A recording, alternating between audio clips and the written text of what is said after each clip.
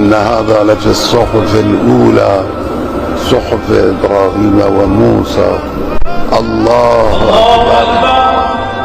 اللهم أهل الكبرياء والعظمة وأهل الجود والجبروت وأهل العفو والرحمة وأهل التقوى والمغفرة، أسألك بحق هذا اليوم الذي جعلته للمسلمين عيدا ولمحمد صلى الله عليه وآله ذخرا وشرفا وكرامة ومزيدا، أن تصلي على محمد وآل محمد، وأن تدخلني في كل خير أدخلت